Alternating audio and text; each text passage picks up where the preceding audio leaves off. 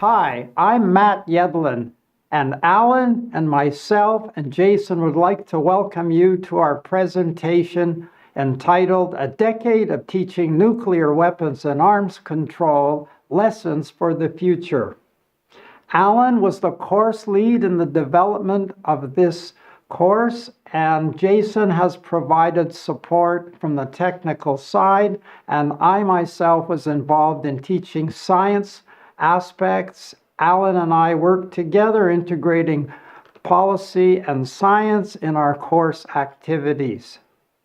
The course has a long history of 10 years. We've taught 900 students. There's a cohort of 50 engineering and 50 political science students on the average, and it's a fully flipped class in which the students do the work at home looking at the videos. They come to class to do a quiz, and then they engage in interdisciplinary, or we prefer transdisciplinary activities working in groups.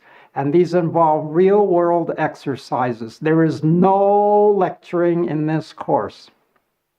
At the beginning of each class, there's a quiz. And after the quiz, there's a brief discussion of activities, some of which are listed. And later in the presentation, we'll see in a little more detail the prisoner's dilemma.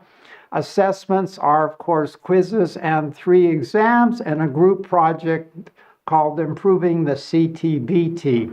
From the perspective of outreach, students have presented in S&T 2015-17, 2023, and also presented in the Faculty of Science open house presentations, in particular the prisoner's dilemma game. We look at data analytics, and basically we have 2, if you like, analytic points. One is the complete analysis of student views of the course videos in 2024, and all the videos that have been watched principally on YouTube since 2014 by both students and the general public.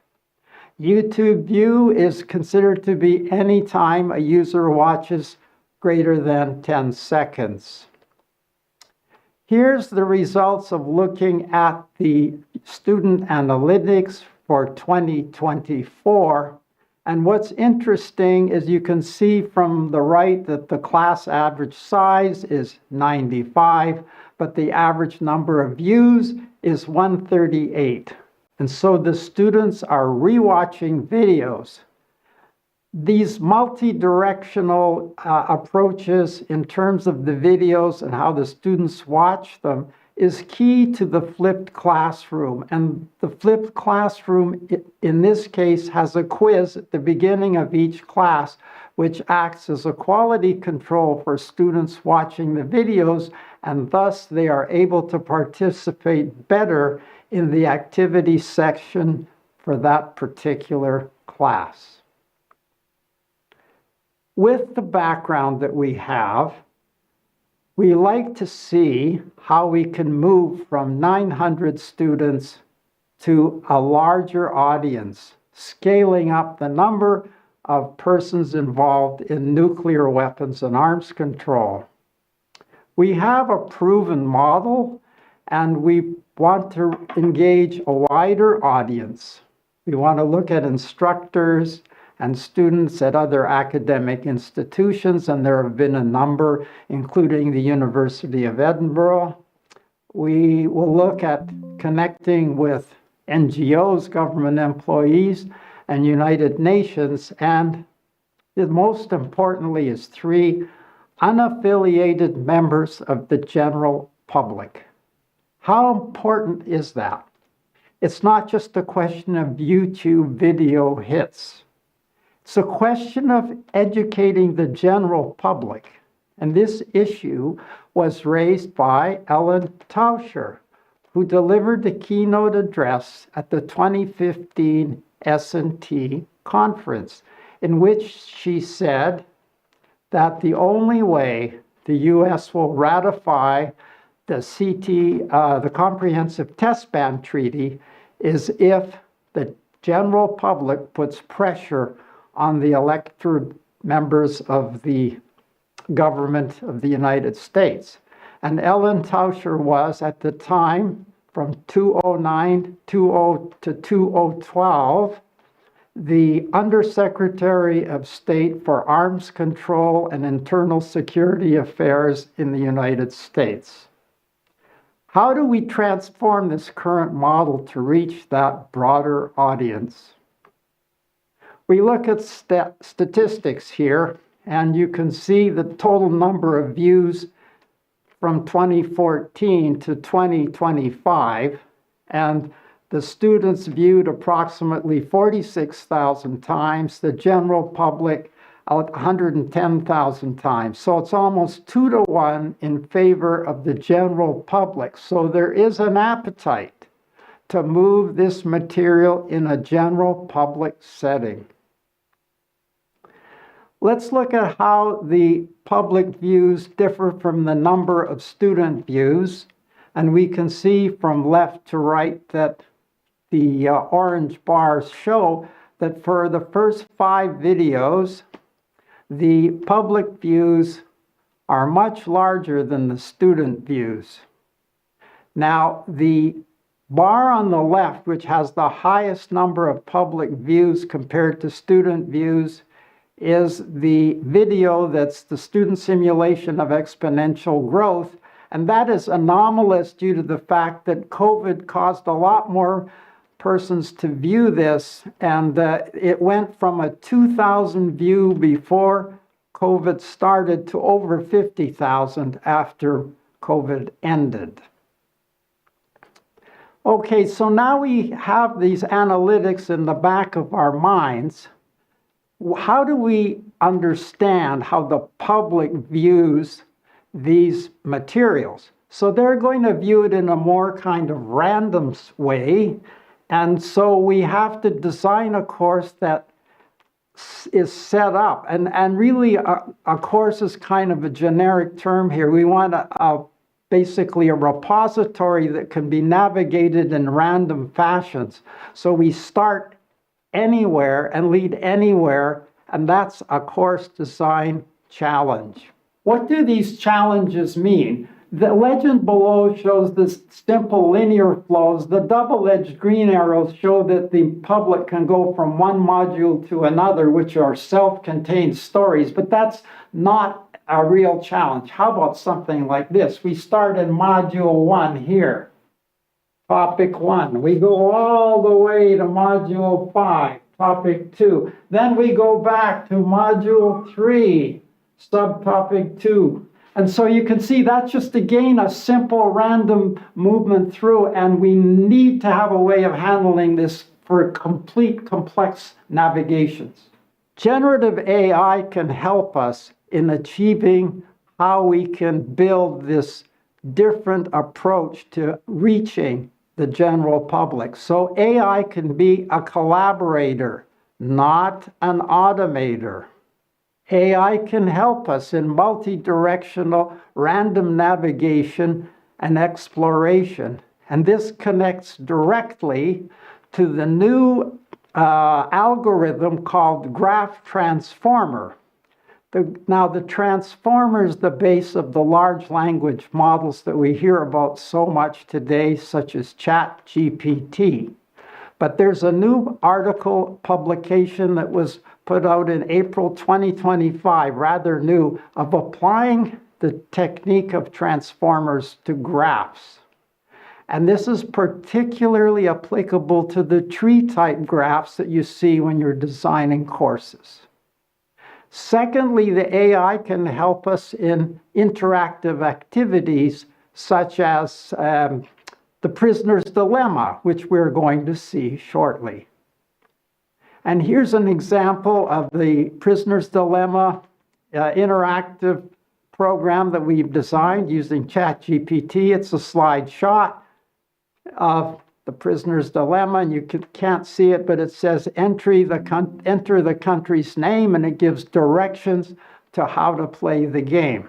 In the next slide, we see an example of the scoring. All countries have defected in this case, and you can see at the top it says that this has promoted a diplomatic crisis. What are we going to do about it? So this is just the beginning, and we're doing final tests of this software, which we hope to make available later on in the fall, in October. In conclusion, we have 10 years of work, a decade worth of effort, and we've demonstrated the efficiency and the effectiveness of teaching all these students. We want to enlarge the audience, as we have mentioned before, with Gen AI as a collaborator with the instructor, so the human part is still there. Gen AI is helping us do some of the construction around navigation and simulation. And finally, we invite you, and we are looking for collaborators.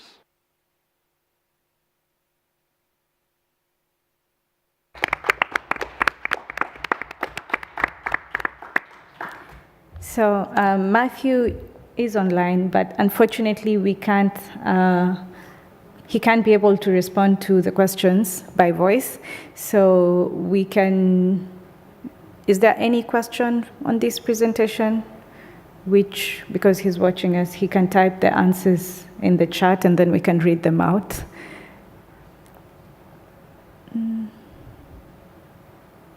Okay. There seems to be none.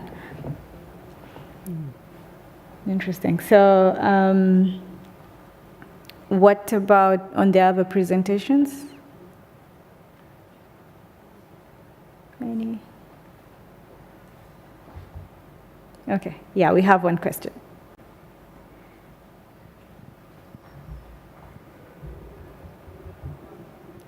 Thank you. Rainbow Tao from Open Nuclear Network. I have some notes on my phone, so I'm going to ask the question for all the panelists. Thank you for really insightful presentations. I think all this really has highlighted how CTBTO could possibly engage with the public. And I see two major challenges. First being the verification technologies are very fascinating, but often too technical for the general public. So how do you translate that into more accessible narratives for the public? And when you say public, do you mean general audience, or do you mean policy, like policy world, or you mean diplomats, or just mean general, like all of us? And then the second challenge, I think, is unlike my colleague also mentioned IAEA, they had their own kind of ambassador, which is Director General Grossi. He kind of like stepped up and then said a lot of things. And I do think for CTBTO case, we're kind of lacking of this kind of human representation. And last kind of question is, do you think CTBTO is waiting for this crisis moment, like the Fukushima water release in terms when IAEA stepped up? So does CTBTO lack of this crisis moment? Maybe, I don't know, DPRK, another nuclear test? That would be something that, as an organization, you can step up and then say, we will present some facts, or we will be the one that serves the authoritative sources for verification. Thank you.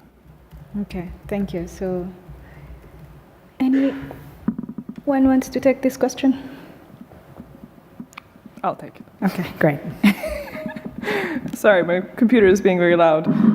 So I'm gonna try remember exactly what you said. So I want to start with the public one. I think this is a very thin balance to make. So on one hand, I don't think there's any need to infantilize a public audience.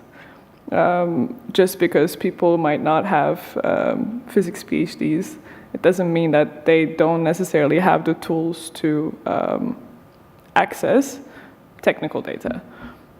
At the same time, of course, we need experts who interpret them.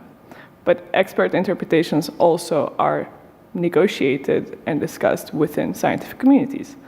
And these scientific communities don't make their deliberations, inner deliberations, out to the public, do we? We don't. I mean, sometimes we do, but not necessarily in all aspects of academia. I think there is a fine balance between gatekeeping expertise, but also highlighting the value of expertise and bringing the public into the discussion, at least giving the transparency of how expert conclusions are reached, I think can bridge this. And the second note on agency, so maybe this is a backtrack for me. So you talked about Grossi being a big figure, a vocal figure. Maybe the question to ask is, do we need big figures to take these steps, or should we institutionalize an international organization as an institution to have a mandate that does not rely on big figures to make decisions solely every term, but can in itself, in its institutional culture, in its institutional authority, have such a role? An organization is composed of many brilliant minds. Of course, administrations come and go, but I guess maybe most importantly, this could highlight the importance of going beyond the big persona. And on that lack of crisis moments, I don't think the organizations want any crisis moment, right? It's of course it's a moment to showcase the importance of your work and what it means. But this is the disarmament business. No one wants crisis, and I don't think it could be. I don't think this pitch could be interpreted as a PR move. No one wants crises. When they happen, we need to do something about them. That's just, I guess, that's why it's the deliberation on how can we institutionalize doing things, and who are we responsible then to say these things to. And now I will not take any more moments, because that's been like 4 minutes, and I will leave the floor. Okay. Sorry, thank you. So I'm thinking this is Matt responding to the question of the public. Is it the general audience or people? Okay, it disappeared. So for him, general means general. We can make the verification technology accessible by simulations, for example, using Gen AI. That was his response. So I have a question for Camelia. Okay. Camelia, I have a question for you, if you don't mind. Sure. I think it's been really interesting talking about some of the crisis elements of communication, and I suppose some of the more steady state elements of communication through your presentation, Dr. Jedlin's presentation. I just wonder, you mentioned how in Indonesia people tend to trust government agencies, but they also have quite a large trust for the kind of the influencer type people. Firstly, did you find that to be, well, the people that you sampled, did you find that was that a surprising result?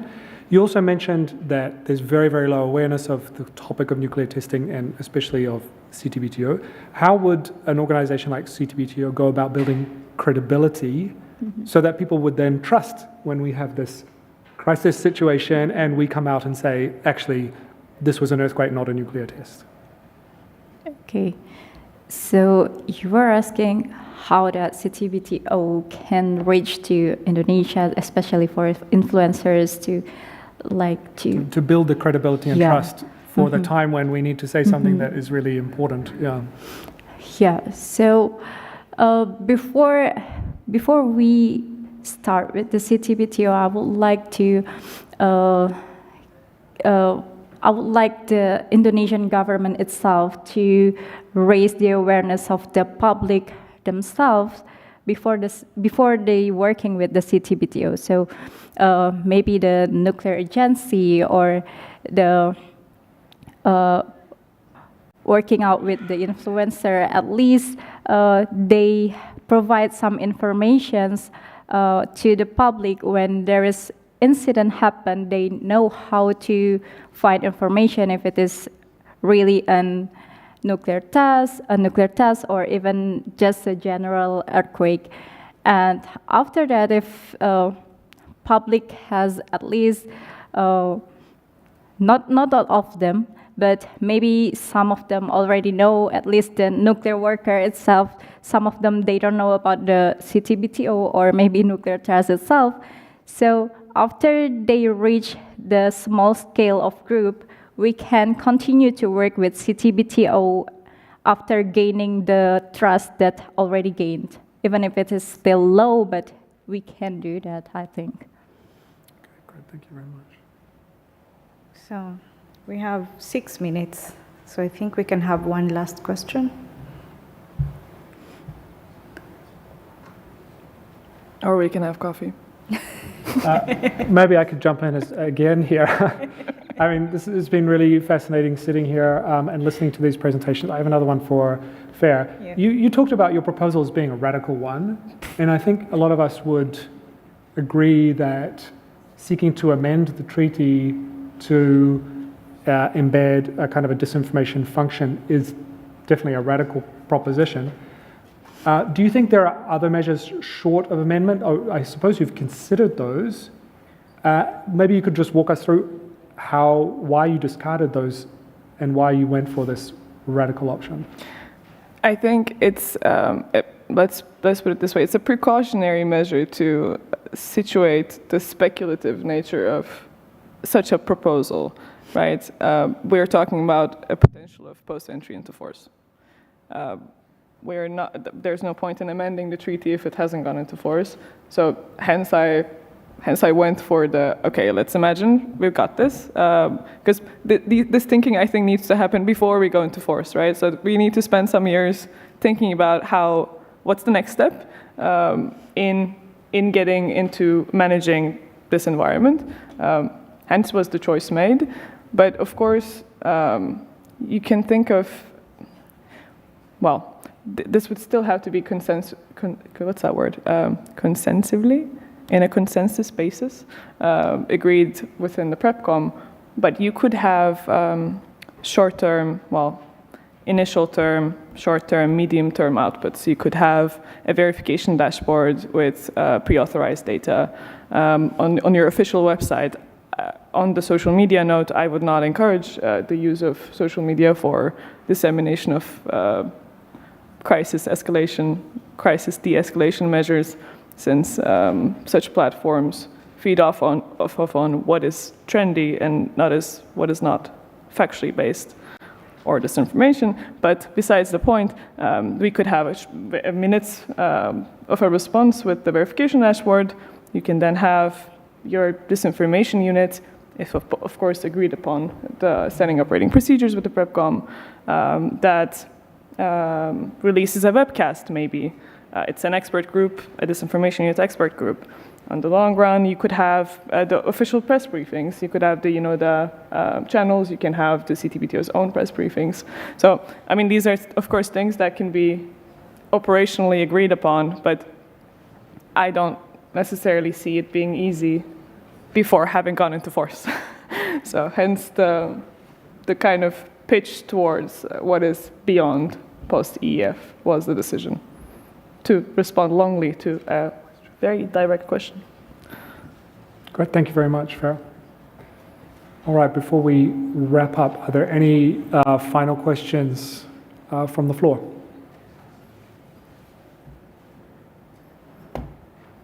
Well, if not, please join us in thanking our 3 presenters this morning, and thank you all for coming along.